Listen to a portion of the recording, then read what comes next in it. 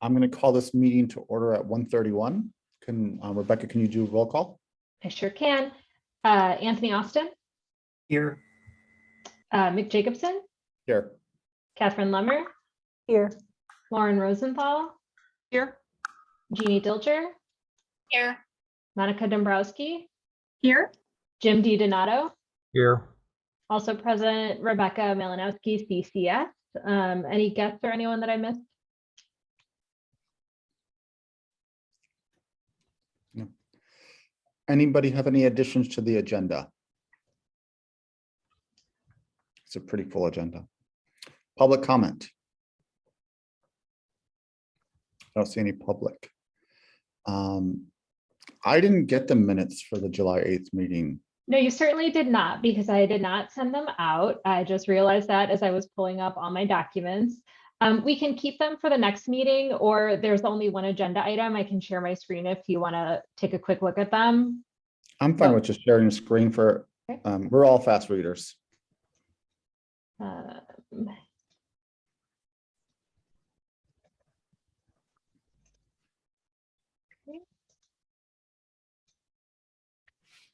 Sorry, it's just a little slow.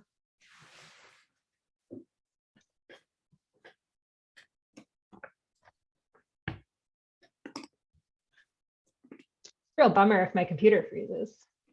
Mhm. Which it appears to have done.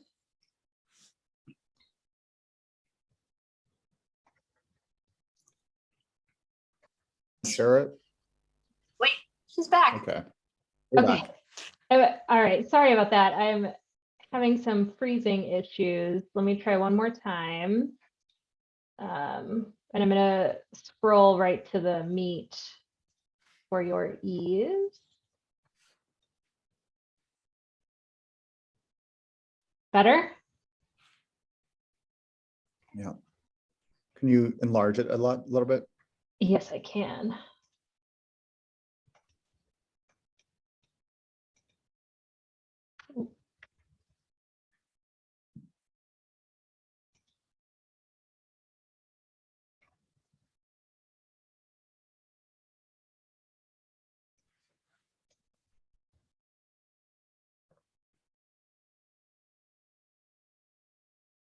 Is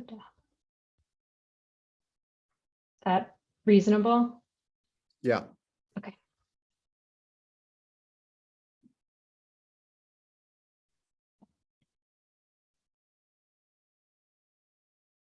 Okay, I'll make a motion to approve the minutes of July, whatever, 8th.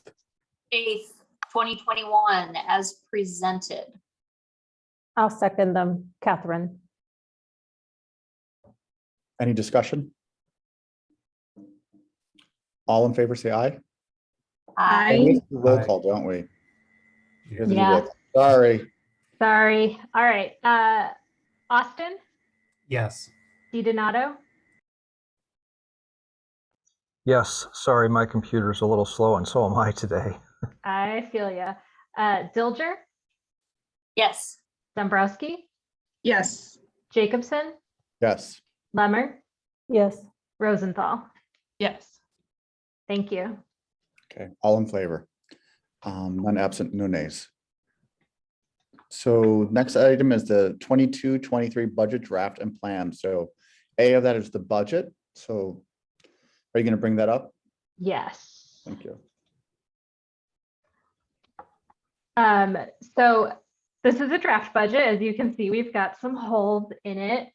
As I indicated in my email, again, my apologies for being late. Everyone's late with everything right now, right? This is like, I should be better, but I'm not. It's okay.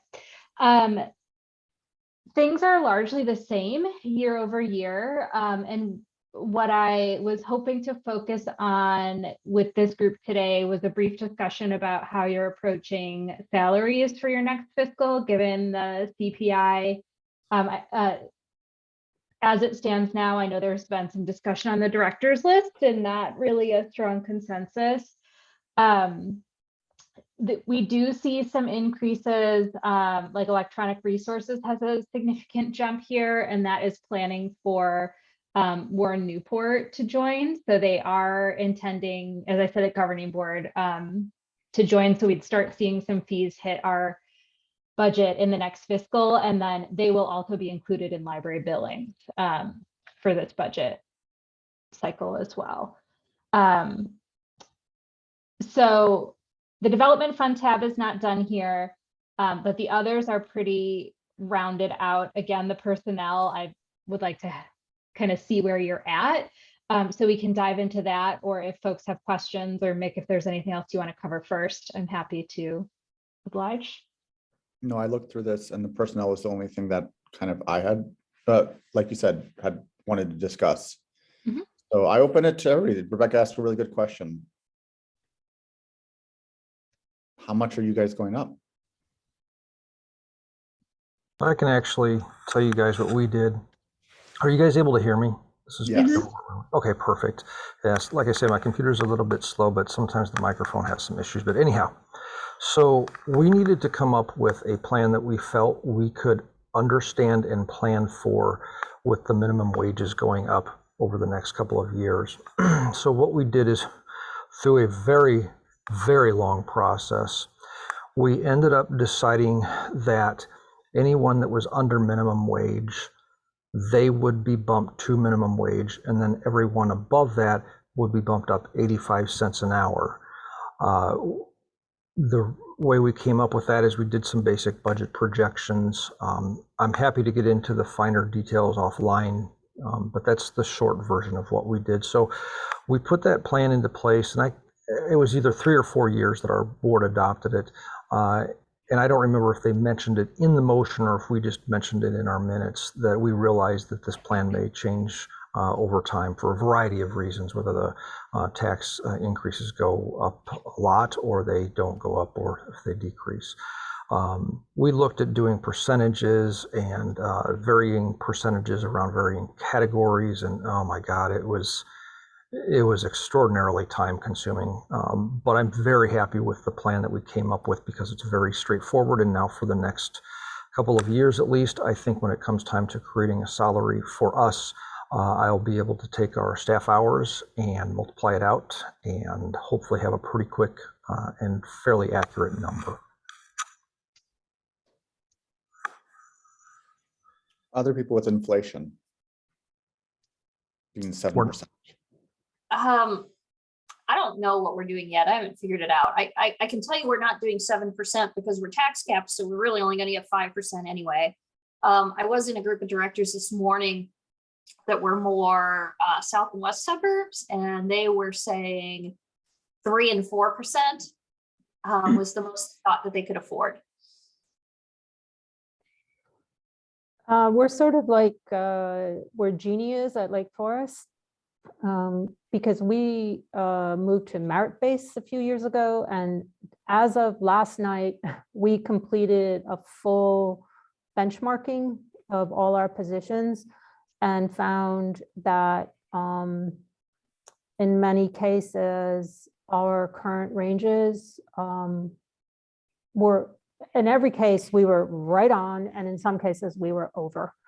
So, and that's not based on longevity or anything, you know, all those exceptions. But I don't believe that we will go to 5%, mainly because the business sector writing is about how the employer cannot cover all aspects of inflation and all of that. And so since our ranges are solid in the industry and some not in the industry, we will not be going to 5%. As of right now, we've been always conservative here because we believe more in merit than across the board, and my staff are eligible for bonuses. So we've gone to a merit and bonus kind of situation. So, which I know you can argue that that's not really money because you don't have to pay them if there's bad, you know, if the budget doesn't perform. But the reality is we're you know, my salary line is about, even with the raises for next year, is still only pacing at about 42 to 45% of operating. our library, much like everybody else, we've been consistently giving people increases above inflation for years and years. So like last year was 1.4% and people averaged, 2% higher than that. Mhm. And so we have been consistently above. And so this year we feel comfortable being a little bit below. We feel like we've shown who we are over the last 20 years or whatever it is. We've been above the inflation. Some years it's been very low and some years higher. So we're looking at like a 3.9 to 4% salary scale shift. We just finished the HR source thing too, and we were about 3% below market where we should be. So that gets us kind of more into where the market needs to be. So Rebecca, for yours, we're looking at 3.9. That's not actually raises. Some are going to be higher, some will be lower. But the salary schedule.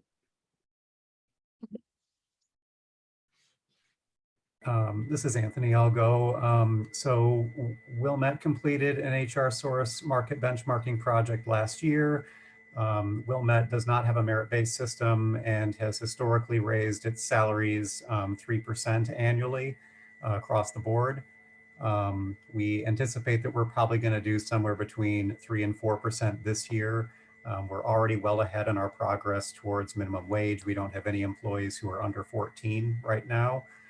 So we're ahead of our plan. And yeah, so I think, somewhere in the 3 to 4 range.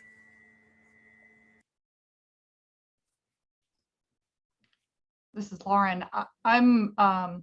So I don't know how you would define it. I think it's all merit because it's based on the results of your performance evaluation. That said, virtually everyone gets sort of the same raise. There are some exceptional performers that get, typically it's been 3, but some get 4, though if you've had, serious employment issues over the course of the year, you can end up with no raise. Again, that's the rare exception. So with the minimum wage increase being those folks will get 8%, I am gonna, try to convince the board to increase the salary budget, in the 7 to 8% range. I don't know how optimistic I am that would happen, but that is the number I'm gonna try for, because the labor market is so tight right now, right? The Woodman's grocery store is $20 an hour right now for starting salaries. So I think we need to be. I think we need to be competitive. We don't want to lose staff, and so I'm going to argue for. I'm going to start at. I've been looking at the numbers, and I'd like to start at 8% when I talk to the board at the finance committee meeting. We'll see where we land. Lauren brings up a good point. I think, we did our market benchmarking with HR Source last year, and we did a lot of work this year to try to bring our longtime employees at least up to the midpoint, and people who've been here less time to sort of prorate them. So we gave one-time market adjustments to almost every single staff member in order to get them to where we wanted them to be. So I am concerned about losing ground, and so Rebecca, I was going to ask if CCS has done any market benchmarking. Is that hard to do with your positions being fairly unique? Yes and yes. So we did the HR Source project right before I went on leave. We wrapped that up. So last year, and overall our ranges were pretty on point, although we did have some people in ranges that were below the midpoint,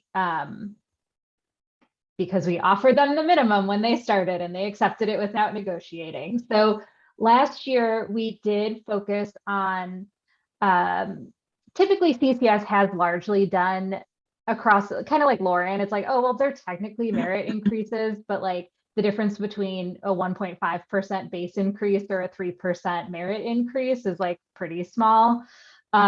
So in general, that's what we've done, is we've done like we've split it. Everyone gets a flat raise and then you can like bump up, and almost everybody's always gotten that, bump up to usually 3%. But last year, because we were focusing on, bringing some equity in for those folks who didn't fight for themselves, and we should have just offered them the midpoint to begin with. Noted. A lot of staff last year got like a 1.2% raise, because we were, again, like working for those adjustments, and people who were already over their midpoint, we just wanted to kind of keep up with inflation a little bit. So I would like to, like, as you said, Jeannie and Lauren, not fall behind. We are, for the most part, all right about our midpoints now. We have a couple of exceptions that are specific due to longevity. Bob and Virginia have been with CCS for literally decades. And so Virginia's actually maxed out. She's at her salary cap. So she got a small bonus last year that was like the equivalent of a 1.2% raise. And, I anticipate, like, as Mick referenced, or a couple of people referenced, we'll be doing a salary schedule adjustment based on the HR source recommendations. So we'd be looking at adjusting the salary schedule like 2 to 2.5%, the ranges. But I would like to be able to provide raises that are, again, I feel like we're very competitively paid at CCS. We have some good benefits as well, but I would like to continue to recognize staff for their excellent performance over the past year. So I originally put in 7%, then I put it at 5%, and then I put it at 6%. So I've kind of been all over the place and wanted to hear from everyone, because I recognize, like, we're being funded by your dollars, and all of your staff get kind of different treatment as well. And I don't want to be an outlier either way, really. Here So the at I was just going to say, here at Winnetka, we're planning to do 3 to 3.5% increases. I did a compensation study when I joined the library, and there have been a number of incremental raises that have happened since then. So every staff member here is at or above the midpoint for their position. So that's been a great accomplishment. And we also were planning to add some headcount this coming year. And I could give larger raises, but then the headcount goes away, and we need bodies more, because the board here in the past has not been supportive of allowing the director to hire additional staff. And we're now at a point where that has changed. So we need to bring some more people on to do the work. So, still looking to give what I feel is a decent raise, not as much, of course, as I feel all of these great people deserve, but still something to show that we appreciate them, while still allowing us to get some additional folks in here. So I have a quick question for Mick. Mick, do you split your staff raises in the sense of, this is my own ideological problem, I understand it, but at some point, I feel like a person who only works circ, only answers the phone, only checks out books, that task, that job is worth a dollar amount. And have you ever considered that, like, your professional team would get 5%, but you're not, I don't know, professional, non-professional, I mean, I don't know what the right term is, but you see a differential in the educational requirements and the work that's being done, and say, basically 1.5 to 2% raise here and 3.5 to 4% raise there. Have you ever thought of that? we really haven't done that. And that's why we have the salary schedule. The person who's a shelver, we hire them at minimum wage, and they max out at $18. If they're an amazing shelver, they're still going to get an 8% increase, because they're going from $12 to $13. I'm not going to do my librarians, an 8% increase, unless they do something extraordinary. It happens, but we have an internal equity system where we look at how many years people have been here, and then we have, it's a whole percentage and everything. Andy and my predecessor and Julie put it together, and it's really great. And so we look at how many years, how high of a performer, and where do they fit on the scale. And so if they're you know, a little bit below where they should be, we add 50 cents an hour or $1 an hour, something like that. Or so often. It's hard to explain it. I'd have to show it someday. No, I mean, my I shoulders hear are what all you're going to be saying. at 15 in about 2 weeks. We're moving them all to 15. So that's my problem is what is the job worth? And I don't have as much competition from Woodman's and things like that, but I don't know. Yeah. So going back to kind of what Rebecca was saying, you know, in terms of CCS being supported by all the libraries, my sense, Rebecca, is if we as a finance committee ask for 6 or 7%, that's going to come across to our members as fairly high, to be honest. You know, one of the Sure. things that I did when we were talking about increases, so you know, we've got a certain socioeconomic level here in Round Lake, and we have a few people that are under minimum wage or had been. And so one of the factors that we considered is when you jump from $11 to $12 an hour, that's a 9% increase. Well, again, being what our wages have been, there were some folks that have been here for a while, and they weren't a whole lot higher than those that were going to get the full $1 an hour increase. There's been, I would say, a little bit of salary compaction over the years. We've gone through, I think, 2 or 3 times, about every 5 years maybe, and reevaluate every employee just to see where they're at. And we have a scoring sheet we go through and we score them as if they were a new hire. And sometimes we do make some adjustments during those times. But when we looked at, you know, so many people being not all that far off of the minimum wage, I said, guys, you know, there's a 9% increase for some of these people. There are people that have been here for a long time. If you put them either at or above somebody, we might as well close the doors because we're going to have people leave. So when we came up with the 85 cents, like I said, there was a lot that went into it, but that's what we ended up choosing. So I understand the 3 and the 4%, but I agree that it's a competitive market. You know, we've had a number, I shouldn't say a number, we've had, I think, 3 positions that we've opened up and announced since the start of the pandemic. We haven't laid anybody off, but we have let staff go through attrition, and we've wanted to refill some of those positions. It is almost impossible to get somebody to apply, and then when you do, you know, it's just like any other candidate pool. You've got some winners and then those that aren't. So the competitiveness, it's going to be a tough thing, and I think that everybody everywhere is going to have to deal with it. So yeah, that's just my thought about the 9% and, you know, 3 or 4% and the competitivity. So Rebecca, does this salary line 846,363 have anything? Are you planning on adding your positions potentially? So that includes this cataloging position that for various reasons we have not filled yet. So it would be an additional cataloger to offer more centralized cataloging services. So that's included in here. So the 798, going from the budget 21-22, 798 to 846, that extra 50,000 or 48,000 is not, the cataloger is baked into both those numbers then? Correct.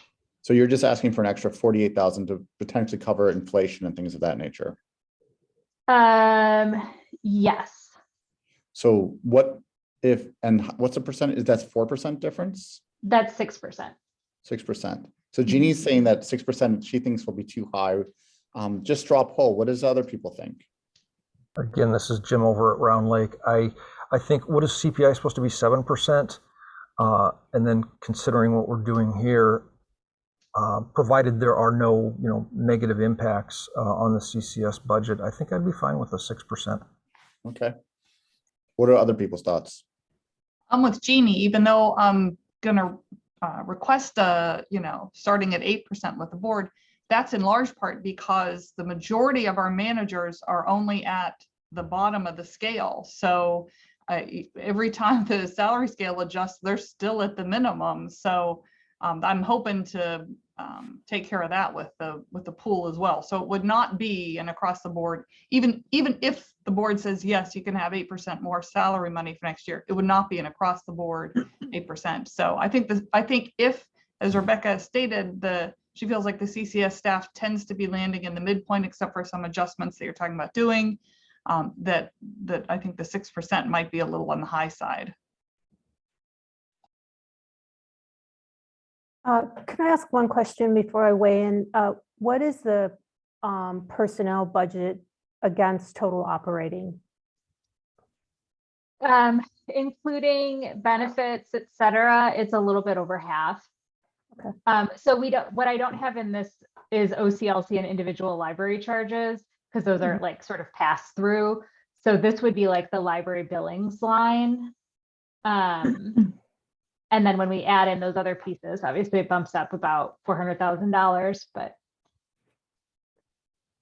I think I sort of weigh in with Lauren. I don't know everyone, but I know that I don't have Jim's problem. My people are all making well over minimum wage. My shelvers are already at 15. So, and particularly since the CCS staff are making at mid or above, I would be at the most comfortable recommending something of a 3 to 4. 4s even seems a little aggressive based on what I'm reading in the business sector, not in the nonprofit sector. So my weigh in is closer to 3.5.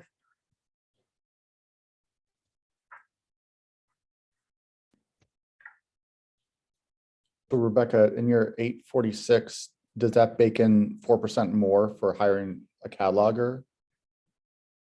Like if, let's say you were paying $50,000, you'd now Yeah, want 52,000. it does, which would not, Okay. yeah, which, I mean, I think we'd, yeah.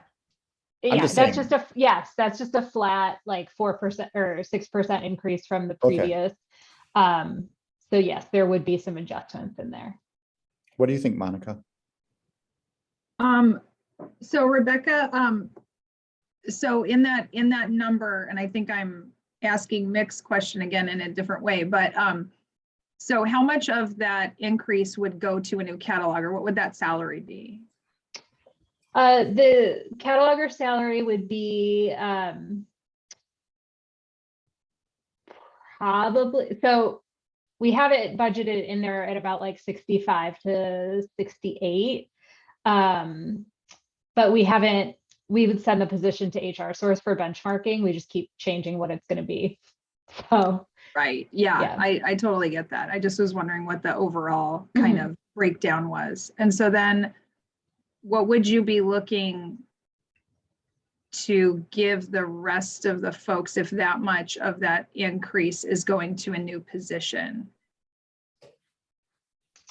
So we have budgeted for that cataloging position for this year as well. So that 79 that you see in this column includes that amount. Okay. So this full increase here, well, again, as Mick said, like that includes a 4% increase for this, or a 6% increase for this invisible position. So like that number could be knocked down, but essentially this would just be flat increases at 6% for everyone. Okay. Yeah, so I would say I'm leaning toward 3.5 to 4% increase. And I think that would still give staff an increase, but also provide some goodwill. Do you know what I'm saying? Kind of with the member libraries. I know all of us are struggling with this, whether we're funded well or not, with what to do. And I think that would be kind of the same temperature as where everyone else is going to land, with even with outliers considered. So I would be really comfortable with that. Anthony, do you have any thoughts? Thanks, Mick. Yeah, I mean, it sounds to me like we've addressed the compression issues overall. I think, you know, that some of the remediation is a key element of this to make sure that there's equity for the team. A point that I think Monica was touching on is I think well put here. We are all struggling as individual agencies with HR. We recognize the challenges of turnover on our teams, the burden that shifts over to our staff. And I think that all of us have a vested interest in the success of CCS as far as retaining the team that we already have and making sure that they're equitably compensated. The time that administration has to take to post these positions and go through that recruitment process, let alone retain the existing staff, is burdensome. And we all, I think, have an investment in the success of this team, and efforts that are shifted over to the HR process. You know, that's time that we're not investing actually in supporting, you know, member services.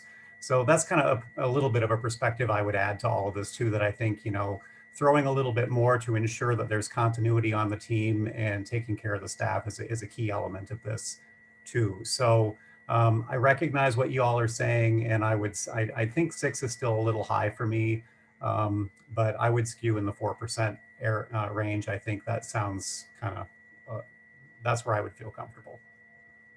Yeah, and since I weighed in first, I just said 6 and 7 made me feel uncomfortable, but I didn't give a number. And like Anthony, I feel, you know, I'm comfortable with 4% for sure.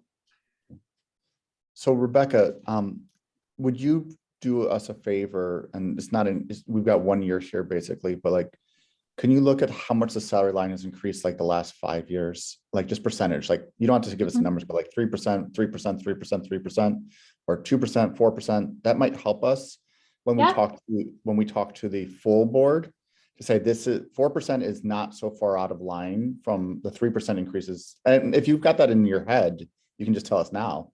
No, I don't. So I'm sorry, did you say you want to go back 3 years, 5 years? You tell me. Yeah, I would say, so 5 years ago was right before I started. And that was when, oh gosh, I don't know if were any of you, Jim was here for sure. Like the staff profile changed significantly. At that time, we had twice as many humans at CCS, but several were part-time. And so a lot of positions were eliminated. And at that time, the member services position was created. So like when I was hired at CCS in 2016, there were 6 of us total, maybe. But like the year before there had been like 15. So, you know, now we're to 9, but this is budgeted for 10. But they're largely more of like that professional position, whereas before we had more like support techs who were doing like part-time phone support in the evening. So good point. Strike what I said and don't do that because it doesn't make any sense. That's a really nice way of telling me it was a stupid request. I mean, I don't think it is. I just think we'd need like context for how this we've shifted to a more professional team that's more focused on service as opposed to like back end work. And it's different, but I'm happy to pull those numbers and kind of flag where things changed. Well, but if it wasn't like how much did the salary budget go up, but what was the average increase for staff this year? That might be more valuable. Yeah, I can definitely pull that. I think prior to my predecessor, Chris, I think when Richard was on deck, my understanding is that every year everyone got 3%. Yeah, so that's not a big deal. Yeah, so we've done some different things while I've been here, largely because again, positions have been changing and job titles and that sort of thing. But 3% had been sort of like the CCS standard prior. Okay. Well, then why don't you earmark 4% for now, if everybody feels comfortable with that. And then when you have that data, we can revisit on our February 15th meeting. if that's okay with you, And- Rebecca. But I want to put 4% in now so you can start working with all the other numbers, so you don't get Yep. stuck like with that variable. I feel comfortable with 4% too. I know some of us would like to go higher, some a little bit lower, but that feels like a good medium to me, and gives Rebecca the opportunity to address inflation, but not address it to 7%. Just like we don't know what we're doing either, so she can at least know what she's planning on doing. Yeah, I feel comfortable with that. Again, like a lot of our team members got, I think, raises like, again, under inflation last year, like again, that 1 to 1.2%. So I think that a 4% raise would feel more significant and more reflective of their contributions. And I agree, like, I was like, well, I don't, 7%, I'm with Yeah. you. I feel like I gotta ask, right? Like 10% raises for everybody. Yeah, do the Lauren Rosenthal method. Just ask for 50% and see if you can get to 5%. She knows all about negotiating. I feel like Yeah, she's done some she sure programs on that. Yeah, I need She to hire did her as one my at agent. How did you know? That was my exact strategy. I want 5, so I'm starting at 8. Yeah. Yeah, Yeah, Lauren, have you thought about being a library director agent? So when we're negotiating, you can just go in for us. Just pay I you a do flat love fee. to coach. Anyone That'd that be wants awesome. coaching, I am delighted to coach anyone that I can. It doesn't. Will I'm you not just write even in my year library end for either. me? Will you just write my year end? Because I never am like verbose enough. I'm like, we did this. Yeah. It is So- great. Rebecca, 4%, obviously, if you have really high performers, you can, whatever your system is, you can do your system. sure. I know last year you guys were very low. I remember doing the director review and Mhm. it was, I felt low, but it was within the, so you only did like 1.2%, 1.5% for a lot of people. Well, everybody else, I think in this group, we were giving staff 3% increases.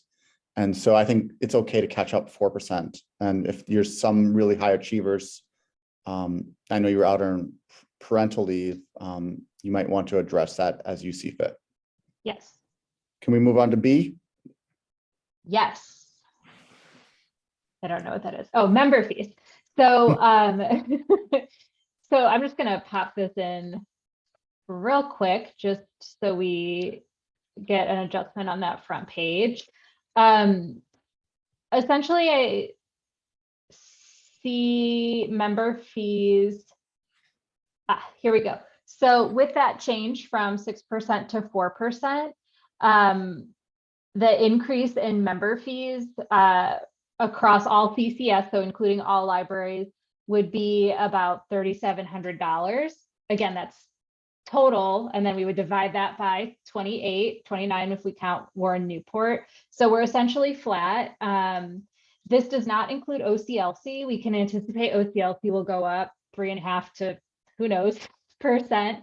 So I kind of keep that separate when I'm doing this math. But this feels really manageable. We are planning on adding Warren Newport in. And the plan at this time, as I referenced at governing board, is that the board would vote on their membership in October. So they would have prorated fees until they go live in September. We've been doing about 1/3 of the fees would be kind of that implementation amount. So there will be some additional like cost sharing with Warren Newport this year in terms of fees, but not like their full freight. I think their full fee that we quoted them is like 46 something, just under 47. Whereas we'd be looking at between like $15,000 and $20,000 for that first year. So we will also see a bump though to existing CCS members with OCLC. So Warren Newport standalone OCLC fee is like $16,000. But then when we apply the CCS formula to them and include their group and our group, they would be looking at paying like 14. So that difference then is split amongst the rest of the members proportionate to their collection budget. So we see this every time someone joins. You know, some libraries, Jeannie, bless your heart. I'm still angry at OCLC. I haven't gotten over it. Or really, Yeah. I should probably be grateful that for 20 years I only Yes. paid $2,000. Yeah. But the fact that I went from 2 grand to 20 grand just still pisses me off. Yes. So we always see some fluctuation with these new members, and sometimes it's like a bonus for existing members and sometimes it's a hit. So this is like, I don't know, pretty close. So I'm not anticipating any big changes to member fees. I'm not aware of any big budget hits that any of the libraries are taking that would impact a 3-year average. I'm not aware of any. I have all the debt info. There's no one that's like, oh, and now I'm, paying back this $300 million bond and making all these payments this year in the years that we are doing the numbers for. So I anticipate those will stay kind of as they were this year. Again, there'll be some small adjustments, but no surprises. Does that, for everybody, that a 4% increases only increases our library by like what, $200 a year?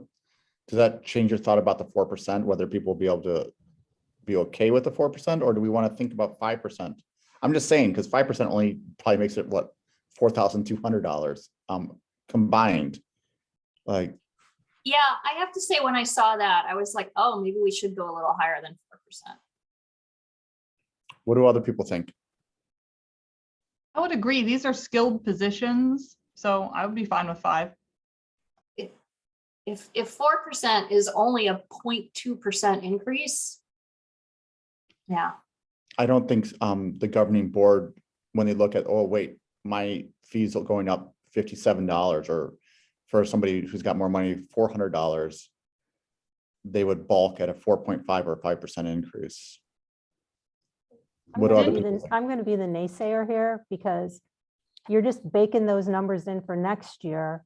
And I think, we had a whole discussion on how we thought 3.5 to 4 was fair, was equitable, given that you don't have compression and all of this. And now, and I would disagree that the discussion point should be what it's going to cost us, but rather what's fair, equitable, and what we think is going to sustain this team from the business sector, not from the library world, but what is the employer's job to cover inflation? It's not 100%, because we provide benefits and all of that.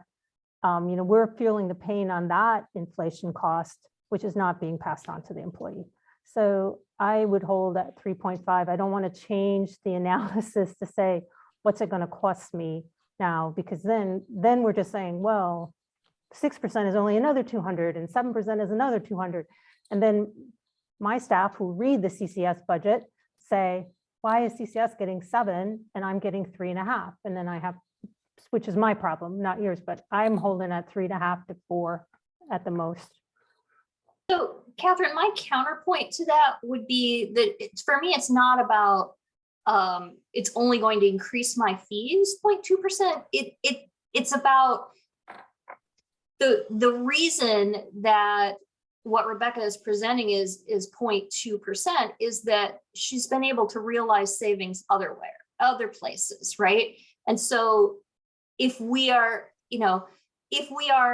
decreasing other lines in order to make room for staffing increases, then I'm for that.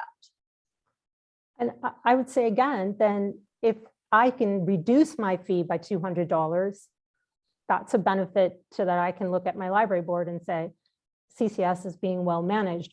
I mean, that coin turns both ways. Oh, it's only going to cost $200 more to give everybody a 5% raise and I'm not looking at the total percentage of the personnel budget against operating. Like, I understand there's a new position, that's great. I'm looking at whether the incremental salaries of the existing people are going to be increased by 3% or 4% or 5%. So the new staffing issue doesn't bake into this question for me. For me, it's a question of what are we paying people? Is it fair? Is it equitable? And what is the business sector saying about my job as an employer to cover inflation, which is an intellectual, ideological decision that, you know, I've made. So I only have one vote, but my vote is in the 3 to 4% for that reason. Catherine's points are valid. Maybe we don't want to restart this conversation. We give ourselves a month before we finalize this anyway. So let's stay at the 4%. I think Catherine's point is very strong. Any other questions about the member fees? Like that might all change as we talk about agenda item number 7, which is the member fee formula review. Are we ready to move on to this next agenda item? Thank you. Go ahead, Rebecca. So we had a couple of requests, and it sounds like some of them came in while I was out, but I know that Deborah specifically mentioned that Pam wanted to take a look at member fees because so many of our members are talking about EDI in their communities and you know, how does that impact the community as a whole? We looked at the Rails grant distribution and made some adjustments to that to move towards equity. So it has been almost 4 years since we implemented no longer new, since we implemented our membership fee structure. So we felt this was a good time to take a look at it again.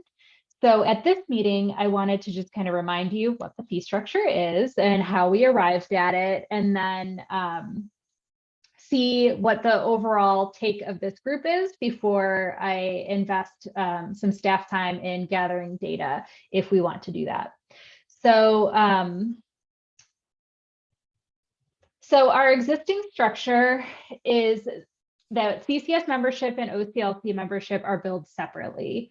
CCS membership, we get that top line number of, you know, what CCS needs for the year, which I recognize is different than how our libraries do it. And we split that into 2 pots, 75% in one pot and 25% in the other. That 75% pot is just split equally amongst all members. And the 25% is divided proportionately based on library tax receipts, less long-term debt payments. And we use an average of the previous 3 years to avoid any significant jumps for anyone, because a jump for one library is a jump for all the libraries based on how this shakes out. OCLC membership is also divided proportionately. So we take everybody's OCLC bill, including there's a CCS bill. It's like $290 for CCS to have access to OCLC. We put it in a big pot, and then we divide it proportionately based on collection expenditures. So when I say we divide it proportionately, we're just taking a percent, we're finding the percent of the whole for each library of whichever metric we're using, and then applying that to the pot of money that we're divvying. So we call it a 75-25% split, but it is more like 65-35 when you add in that OCLC is proportionate. So this chart is actually from like 2018 when we were doing this analysis before. So these numbers don't match what you see on the budget spreadsheet, but the proportions are the same. And I just wanted to give you that visual. So we've talked a lot. I think, you know, every year since 2018 on how whether equity initiatives should apply to supporting member libraries financially where we're able, and if so, to what degree. So in talking with Mick before this meeting, he suggested, which I think are very wise suggestions, that we get some feedback from existing and potential members on how changing the fee structure would impact them, their likelihood to join, stay, leave CCS,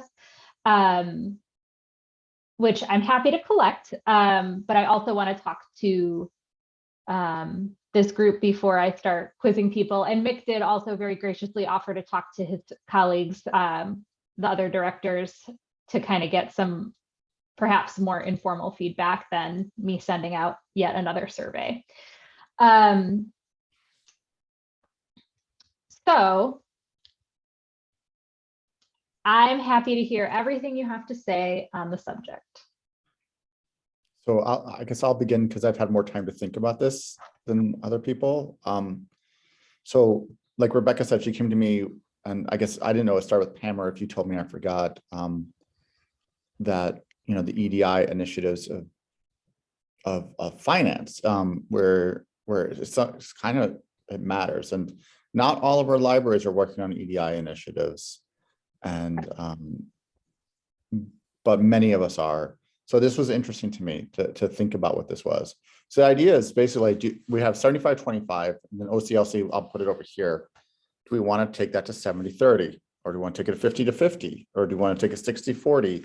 And the idea being that, do we want to, how do we invite libraries such as Antioch or Waukegan or North Chicago or Highwood or Lake Bluff, these libraries that have very low funding, how do we, or is it an equity issue to get them to be a part of CCS to improve their patron experiences?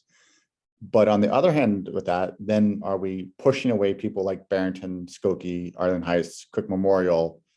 And are we asking Glenview and Evanston and Northbrook to like leave essentially because we've racked up their fees?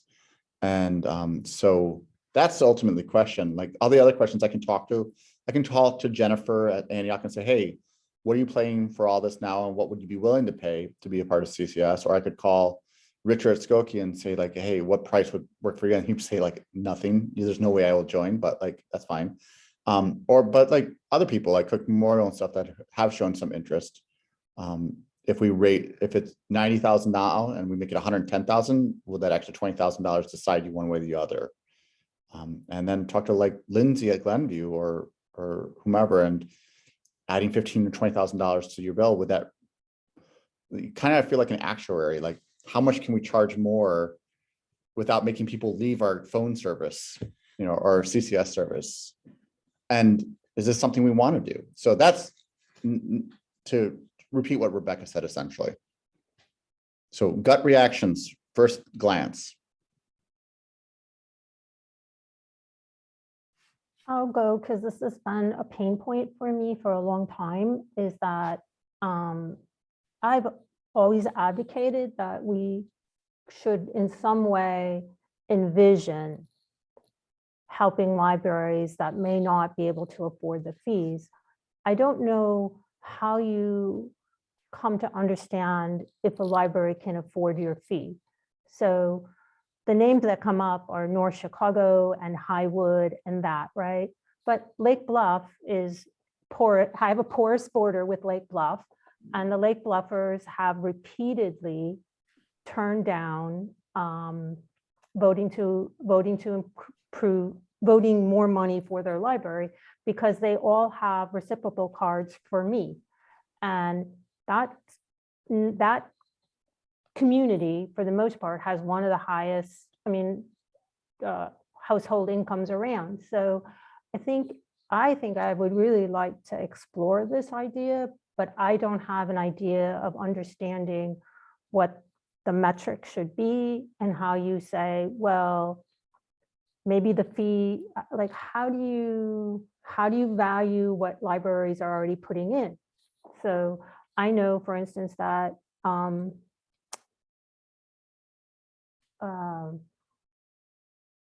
Lake Bluff, their CIRCE fee is $22,000 a year. So that's not even close to what we would ask, plus the laydown fee. So to start to ask other libraries to bear the weight of libraries is going to be challenging, because how do you value what we're already putting into the system? So if you're a 2-to-1 lender like Lake Forest, we're kind of already supporting some of the smaller libraries that don't have a lot of resources that are in the consortium. So, you know, I release well over $100,000 of advanced titles every year into the shared Overdrive consortium. So, I mean, I know everybody else has got a number like that too. So I think putting some group together to really understand how you do this, because I'm not an expert in EDI, But I think you sort of run the risk, not of people leaving, but of just saying, my taxpayers aren't willing to continue to bear that weight.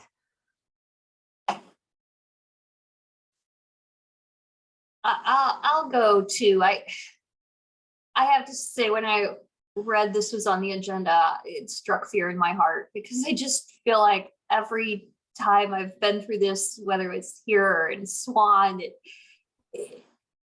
you're going to make somebody mad, right?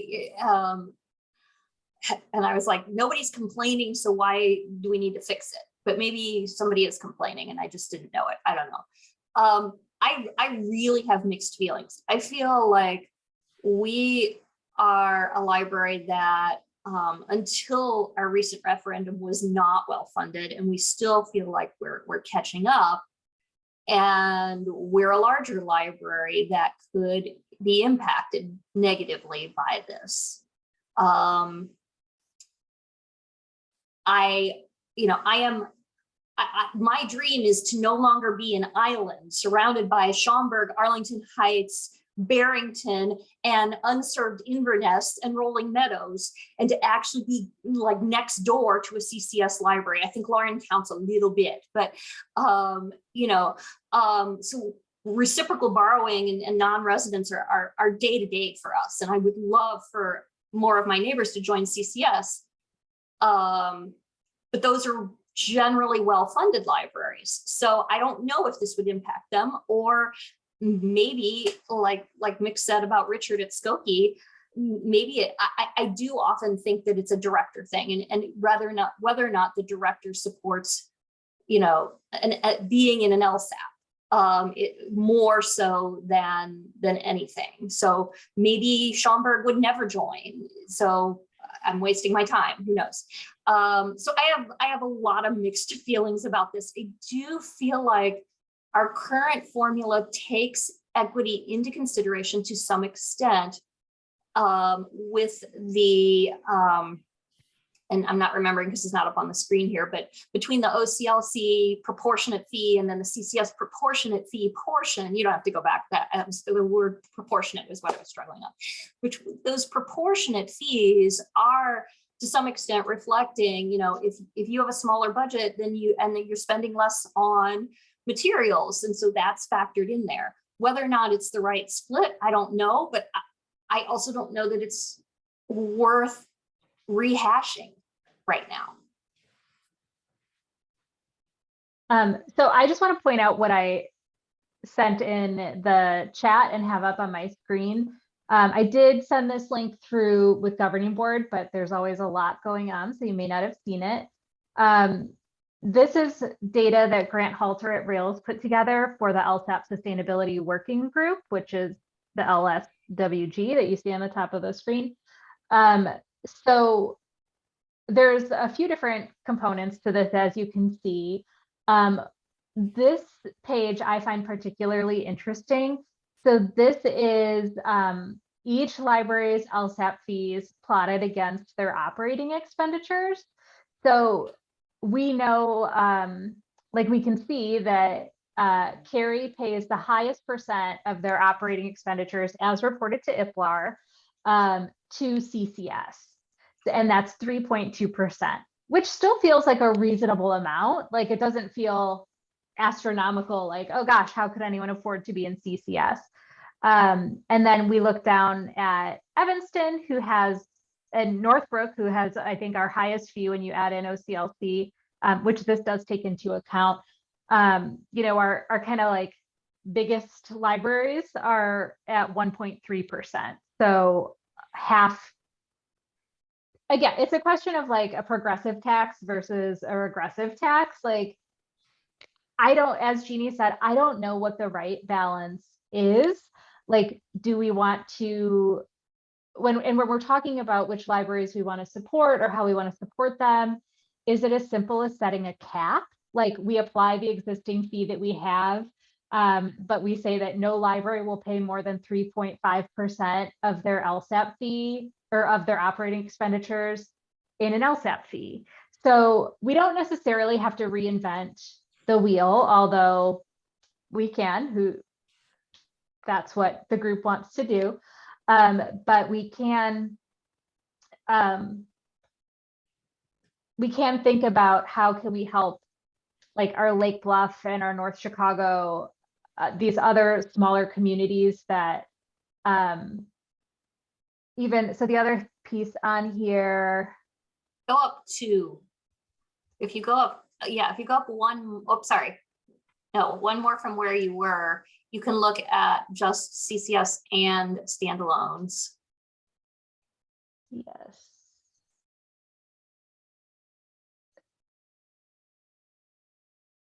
So this is operating expense per capita. And you know, like not all these libraries are near to us, but you know, some of the standalone libraries in our area are very well funded. And I don't think it's a question of needing help. As Jeannie said, it's a question of like the director and the philosophy of the director and the board and the staff, and if they want to join or not. And I don't think any amount of incentives is going to kind of bring them into the fold. Whereas, you know, we look at, let's see, like Warren Newport, they're in, they want to do it. So that's a delight. And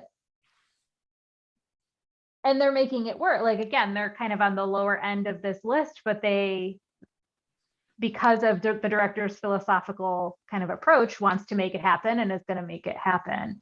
So, what was I looking for? Fox River Grove has approached us before. And again, like their per capita is not terrible, but like they're a small population. So again, if we charge them our like the amount that we split amongst all libraries, it's 10% of their operating budget. Like that's just not sustainable for them. Or again, like Lake Bluff. I'm sorry. I'd like to chime in here because Yeah. I met with Richard in 2005 when I was on the board of the Fox River Grove Library to see about joining CCS. And Yeah. what you're saying is exactly, and it's still the case 15 years later, more than 15 years later, it's still the same boat. And this is where it gets complicated because when we talk about an equity issue, it's not that Fox River Grove is a poorly funded area. The library as per capita tax revenues is very high. It's just, as you mentioned, the just size of it renders an LSAP unaffordable. So it's a very complicated question. There's yeah. Right. So again, like I'm not really worried about scaring off Skokie because I don't think that they're our target audience. But I certainly don't want, our Glenclo and our Northbrook and our, I don't want these other libraries to be like, oh, well, I'm being penalized. There's a difference between like, I'm supporting my neighbors and I'm carrying my neighbors. And I don't want that to become an issue. So I'm going to stop sharing just so I can see your faces, but you all have the link in the chat if you want to press your buttons. Part of what we're talking about on the LSAP Sustainability Working Group is essentially like this problem, or we could unintentionally create a situation for ourselves where we're having the same problem that some of our neighbors are having. So RSA is the Resource Sharing Alliance. They're a consortium south and west of Swan. And they have a ton of very small, very rural libraries that are paying very low fees and essentially cost the consortium money to be a member, which, if we're talking about putting a cap on fees, which I'm very open to, like, I think we're just in a different situation than RSA is. We could be in a situation where it costs us money to invite someone to join CCS. I think we need to be ready and to plan for that long term and to have very strong buy-in from our existing members for something like that. And we could run projections, like if we're talking about a cap based on operating expenditures or some other, or again, talking about tax data, all of that data is available. We don't have to like quiz everybody in the state to run some scenarios. I just don't want to spend a few days running scenarios that nobody wants to look at. So yes, as Lauren said, it is super complicated. Right, like, yes. Catherine has her hand up. I just wondered, so having sort of worked on this project in a different state, one of the ways that we made it affordable for people to join the consortium is that we used LSAP money that was paid to the state library to do this. Now, in my mind, I think I get $7,000 out of that Rails LSAP money every year. Like, for me, it's neither here nor there in my budget. I mean, I know that it's very different circumstances for other libraries, but I mean, having a conversation around whether that money, if we could get a commitment, but that money would be forthcoming for 5 to 10 years so that we can absorb some of these libraries and use that money for that purpose. I mean, I'm not mathematically savvy enough to understand at what point we have to increase the cost of CCS because we have too many libraries that need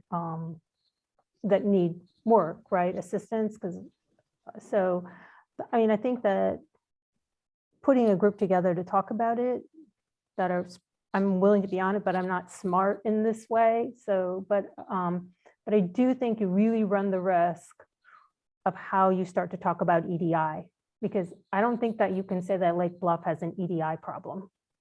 I mean, it's 98% white, it's high income. They've just chosen not to have a library. I mean, Glencoe has about the same size population, I think, and they're willing to put 3 times or 4 times the amount of money in their library budget, because I think Eric's budget is around 650 and Andrew's budget here, I'm looking, is 2.4. So I think sort of understanding what we mean by EDI on the front end might help some of the libraries feel that this has more value. I would take Lake Bluff out of the discussion. Well, Focus sure. on Highwood, but not Lake Bluff. Yeah, Highwood. We'll say Highwood then. Jim, you have your hand up? Yeah, thank you. So I feel that, first off, excuse me, first off, has anybody raised this as an issue? Yes, I don't know all the particulars because I was out, but my understanding is that it was, I don't know if it was Pam specifically or if it was brought up to Pam, but it was, we should really look at this again. This feels outdated already. So I don't know if there's like a specific library or if it's just Pam, or if there was some discussion that I wasn't a part of. Yeah, because I kind of am looking at this from a practical point of view. I mean, we've just done this. Members have just gotten used to this. We have just gone through this as the Budget and Finance Committee. Frankly, I'm going to be real blunt. If there's not a problem, I don't know why we would want to waste any time on this. I'm not saying that we should only react if there is a problem. I mean, come on, we know we want to be competitive and we want to bring in other libraries. Absolutely. I'm just not sure that the start of 2022 is necessarily the best time to bring this up. A lot of folks have a lot of things going on. I'm just saying that, kind of like what Jeannie said, there's a point of practicality about this here. Happy to take it on if it's worth it. And I'm actually talking about this to my own board president about some policies we're putting in place. Happy to do it. We just want to make sure it's worth it. When Rebecca brought this to me, and I said, well, we should consider revisiting this every 2 to 3 to 4 years, just as a point to make sure that we're discussing it and it's not like just becomes something outside of what we're supposed to. So like Rebecca said, it's been 4 years. I feel like it was my first meeting as a director going to a CCS meeting, I think at Winnetka Northfield or something like that. Well, I don't remember where it was. It was a tiny little library in a park on the road. And Sounds like my library. Yeah, and it was very cute though. And I was in a meeting and there wasn't a chair for me, so they had to go get a chair for me.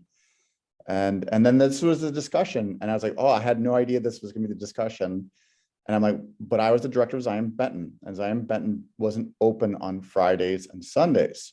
And so I said, any equity you can do to help give a little bit more money to us, and that was just me being very much the Zion director, would be helpful. And from what Andy said, that was influential in the decision of going forward in 75-25. And you know, it got us open on Sundays. I don't know if they're still open on Sundays. I try not to pay attention to my old libraries for my own sanity. Robinson. I'm with you on that one. Yeah, I'm not saying anything about Robin. Robin seems fantastic. It's just like, you know, I just need to stay away. Otherwise, I'm going to start trying to manage more than one library without any power to do so. And it was a big deal. And they're still closed on Fridays, and it would be a big deal. So I think having this discussion every 4 to 5 years is a good idea. Though I am very much with Jeannie and Jim, and I'm just like, I don't want to kick a hornet's nest. And I think I'm off this as treasurer in July. So I think we should pick this up in August. Jim? Yeah, so I mean, if we do know, okay, so I was kind of looking at it, if somebody raised an issue, that kind of thing. And so we don't know if that's really the thing. So we're looking at it from the other way, kind of just dovetailing off of what you said, and that is, if we do have some people that are knocking on the door and joining is a concern, and joining at maybe a little bit lower price would allow them to open on Sundays, okay, then that, to me, that is, yes, that is a valid reason as well. Not just that we have a complaint or an issue, but to bring more people in if we could genuinely, truly help them. So again, if there's merit in doing so, let's work on it. If not, maybe another 12 months. Yeah, especially I feel like with the pandemic continuing to go on, and decision fatigue, and just all of the financial justifications that libraries are having to do right now, because visitorship is down from what it was pre-pandemic, and circulation is down for some people. I just feel like the timing might not be good to look at adjusting the way the fees are done. The other part is that since we've done this fee structure, we've had Morton Grove, Grays Lake, Palatine, and now Warren Newport all join. So this is still attractive. And Grays Lake is, I wouldn't say a rich library. They're rich compared to Lake Bluff, which is Lake Bluff's own problem. I hear you loud and clear, Catherine. So we're not going to talk about, let's say, a real equity issue like North Chicago and Waukegan. Those are real libraries that this EDI does fit into this. And there are rural libraries that are farther west that just don't have the funding, and not because they just don't have any money. And it's a circular argument, right? But then I don't want to lose Glenview and Evanston. Because if we kick Evanston out, who has a very diverse population, not kick them out, but they choose to leave because they're like, well, we're paying 120 and North Chicago's paying 20. We can do better. And for our own patrons, we have to make a good choice for equity issues. So I almost feel like we don't have enough data. Yeah, I feel exactly the same way. I'm intrigued at exploring this as an EDI issue. I don't think that operating expenses is the way to go, but now I'm churning through, well, how would we do it? Average household income, there's all kind of different metrics that we could look at. And I do think that our member libraries would have, speaking as from one of the more well-funded libraries and having come from a poorly funded library, I think that it would be, there would be virtue in accepting a higher fee now, with the idea that we were able to share the wealth with some areas that couldn't afford to sponsor the library, which is why we would need to get into the definition of what would be a library that would be worth assisting, right? And not because the taxpayers say, I'm not willing to pay for this, then that doesn't mean that we would subsidize it. But if it's the taxpayers cannot afford to pay more, then is there a way for CCS to then elevate the library experience? So I'm not thinking we need to do something now, but I'm definitely intrigued at what we can do. So I just want to throw out here is you know, maybe we have a chance because we have really strong voices like Karen at Evanston. Like, would it be absolutely crazy to send a letter to John Pelfrey at MacArthur Foundation and say, you know, he's come up through the library world and MacArthur is still, and like, we could propose it as a test case, like, you know, like put some thinking behind it and say, I mean, what kind of grant could you give us? What kind of 5-year grant could you give us to do something really crazy like this? Bring in underserved populations. I mean, we can use the Highwood, I mean, like maybe Brad Schneider can help, right? Because he got the Congressional Medal of Honor for Highwood. I mean, if there's any, I don't want to get out in front of anybody, but I don't, like, maybe there's like a brainstorming group that wants to get together and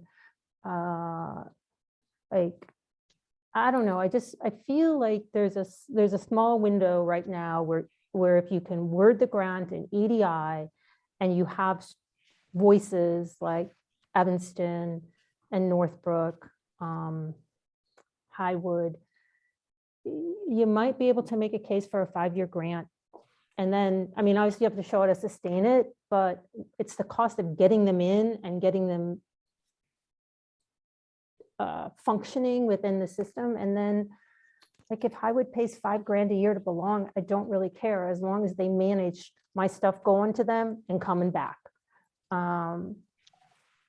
So I just throw that out there. If anybody wants to like make that to the suggestion to the right people, that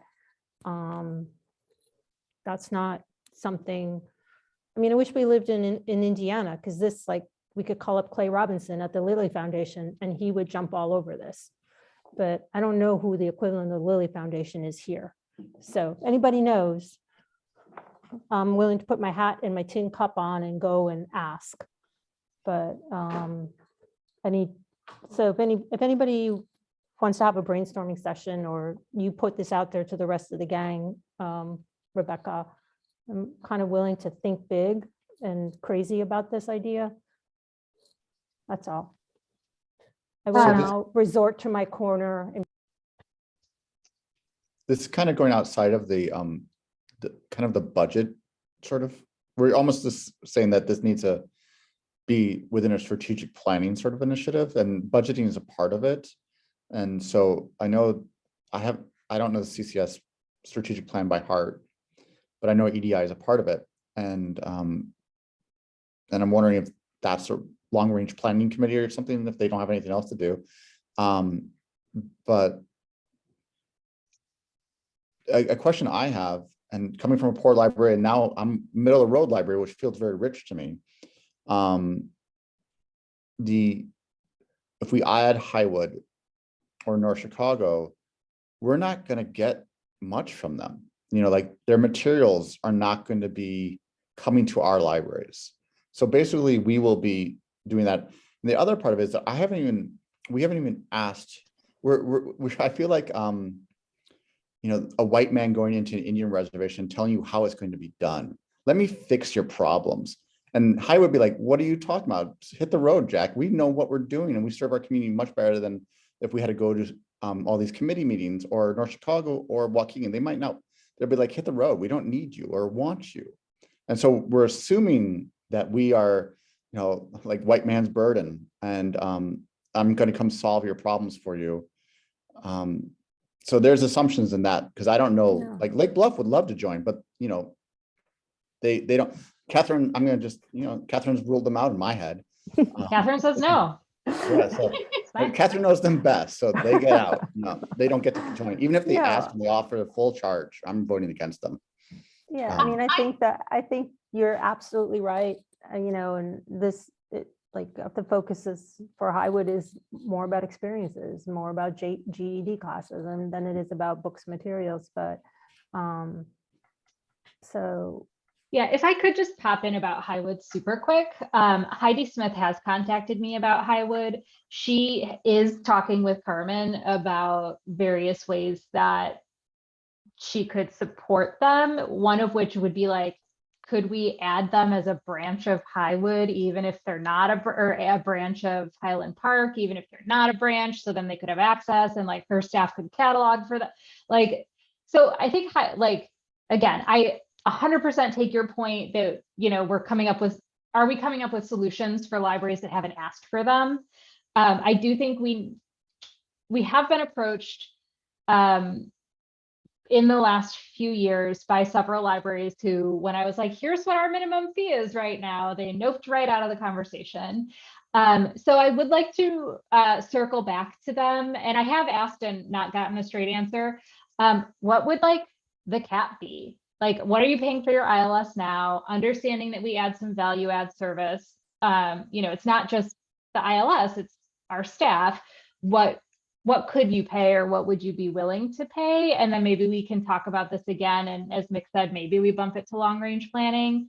But I'm happy to send something super brief out to those libraries we've heard from, or some others that I know we've talked to in the past. Would that be productive? Yeah, that sounds like a good step. Like, if they don't want to join, we just need to stop this conversation. But the other part, and Rebecca, is, you know, I know Chicago Botanic Garden reached out, or I believe was it somebody else? I don't know. There was a hospital library that reached out. I think Chicago Botanic maybe reached out while I was on leave. I think Okay. Deborah fielded a question. So those libraries, are we talking about them? Because they have no operating budgets. Right. Like, are we talking about them? Are we talking about or are we just talking about public libraries? You know, so. Yeah, I think a little bit of both. I mean, the hospital library was a weird thing. Like you don't have the authority to just, like, you're part of a system. But you know, special libraries do provide some unique offerings to members. So there would be, you know, a chance to enhance our collection access in some way. But yeah, they have to be billed differently. They just have to be billed differently. So I was going to start with public libraries, but I will check in with Deborah to see if it was the Botanic Garden or who else, and I will get some more details on what happened with that. I just want to applaud Mick's thinking. First, I heard him suggest pushing this out a fiscal year until he wasn't on the committee. And then I heard him suggest sending it to long range planning. This is a strategic thinker we got here. Oh, yes. Very impressive. Don't hate, delegate. Let's move on to bank services, unless there's any last bits about member fee formula. And I see Anthony dropped off our call. Oh, Yeah, I have to leave too, you guys, because I got double booked at 3 o'clock. I'm really sorry. that's fine. I don't have much for bank services because they didn't actually quote us what I wanted. So Lauren did suggest we reach out to First American for a quote from them as well. So I'll be doing that, and then we can have a more robust discussion at the next meeting. There's no urgency on this. All right, cool. So our next meeting is February 16th at 1:30. Please make, I don't know how long that meeting will go. It depends on what we decide to do with these member services. If we're just going over the budget again, one thing we didn't talk about is the development plan. And so that's something we're gonna have to talk about, and rebates if there are going to be any, because we did budget extra $60,000, $68,000, whatever, for cataloger that will go to the development, you know, and stuff like that. So we'll have to talk about if we're going to be doing rebates and what that looks like. Yes. Anything else for the good of the order? All right, Rebecca, anything else you wanted to add? No, thank you all for this very robust and helpful discussion. Okay, I'm adjourning the meeting at 2:55. Thanks, everybody. Bye, everyone.